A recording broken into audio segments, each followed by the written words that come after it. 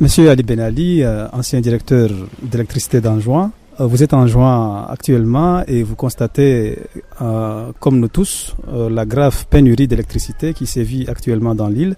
De votre avis d'expert et d'ancien dirigeant de cette boîte, pensez-vous que le simple changement d'un directeur à EDEA peut suffire à endiguer le problème d'énergie qui secoue actuellement l'île d'Anjouan?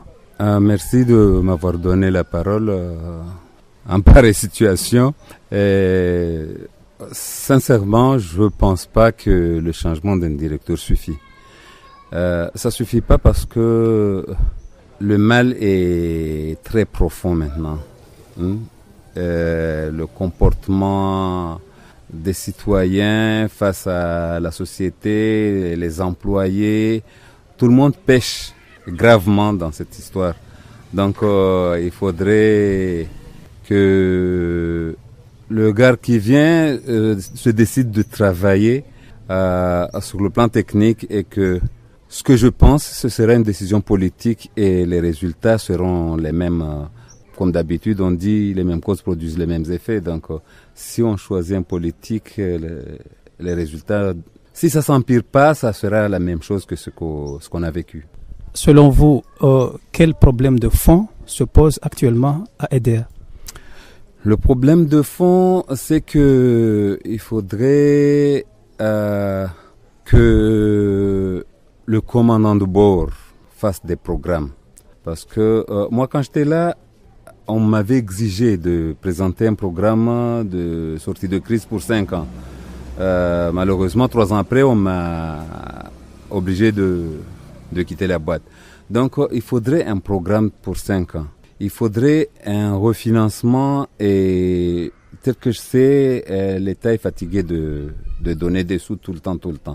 En fait, avec un peu de sérieux, on pourrait avoir des fonds propres parce que l'expérience a montré qu'il est possible de réviser sur fonds propres les groupes comme nous les avons fait, mais il faudrait aussi avoir la confiance des banques.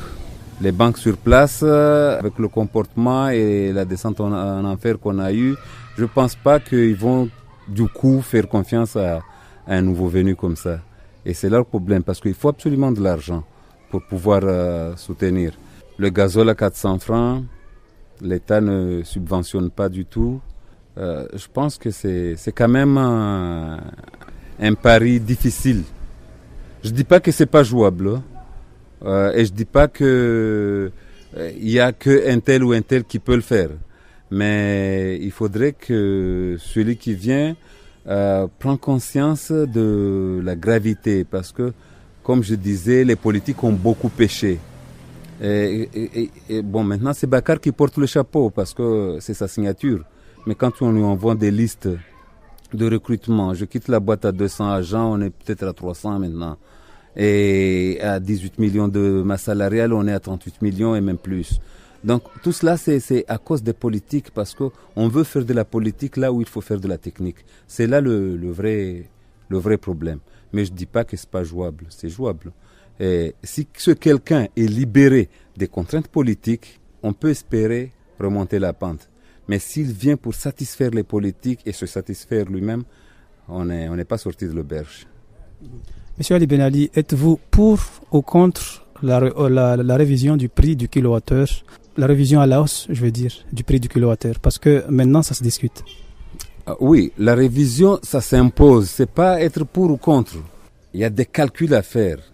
C'est moi-même qui avais proposé les 250 francs le litre de gazole si on ne veut pas subventionner. Malheureusement, l'expérience a montré que même à 250 francs, on était dans des difficultés, je n'ai pas compris pourquoi. Parce que j'avais fait des calculs sur ça. Et maintenant, si le gazole doit rester à 400, 500 francs, et que le kilowattheure reste à 132, il y a un problème. Il y a un problème parce que un litre de gazole ne peut donner que 4 kilowattheures. Et quand on regarde ce qu'on arrive à vendre, on ne vend que les 2. Le reste, ça entre dans le cadre des pertes et vols. Donc, les deux kilowattheures qu'on vend, ça fait combien de francs? 132 fois 2, ça fait 264.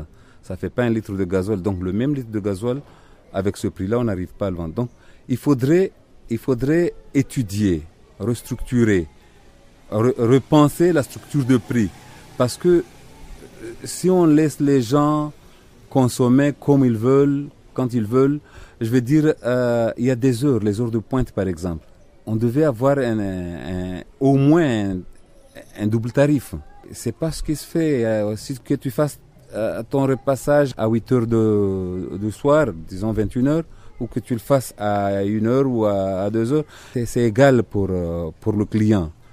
Et il y a encore d'autres pertes techniques, des clients qui ont des machines qui devaient redresser leur facteur de puissance, mais tout ça, il y a des apports techniques à faire, il y a à structurer, à étudier ce prix-là, que ce soit juste. Soit l'État subventionne, soit on vend les kilowattheures au juste prix. Je ne dis pas que vendre les 2 kilowatts, c'est juste, non. On pourrait vendre 3. On pourrait vendre 3 si on prend au sérieux le problème de la fraude. Parce que techniquement, en juin, on a des nouveaux réseaux, on a quand même réhabilité pas mal de réseaux pendant la période Sambi. On a fait beaucoup de choses qui font que normalement, on devait réduire les pertes. Malheureusement, les gros clients trouvent toujours les moyens de contourner le problème pour se faire... La corruption continue, quoi. Et à tous les niveaux, donc si on ne les fait pas payer correctement, trouve quelqu'un avec 3-4 chambres froides qui paye autant que quelqu'un qui en a un. Là, on ne comprend rien. C'est-à-dire que les gens pensent que ça résout le problème. Non, mais si le mal est là, on peut augmenter le prix jusqu'à 500 francs le kilo, ça restera comme c'est maintenant. Il faut des mesures, tout un panoplie de mesures et se décider à l'appliquer. Il ne faut pas avoir froid aux yeux, il ne faut pas voir que c'est monsieur un tel, c'est de telle famille. Si on reste dans ces considérations-là, on ne s'en sortira jamais.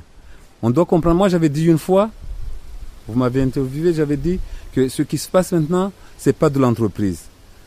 Il faut que les Anjouanais se disent qu'on cotise du gazole pour s'éclairer. Et comme ça, on dira que le gars qui est en train de tricher, il ne cotise pas et il fait de la gabegie. Donc la solution proposée sur la structure de prix, c'est de faire payer plus ceux qui payent. C'est là où c'est biaisé, c'est faux, quoi. Faire payer plus ceux qui payent, le pouvoir d'achat du Comorien n'est pas... Déjà, on a le courant le plus cher. Il faudrait penser à d'autres solutions, mais je ne sais pas ce que pensent les autorités.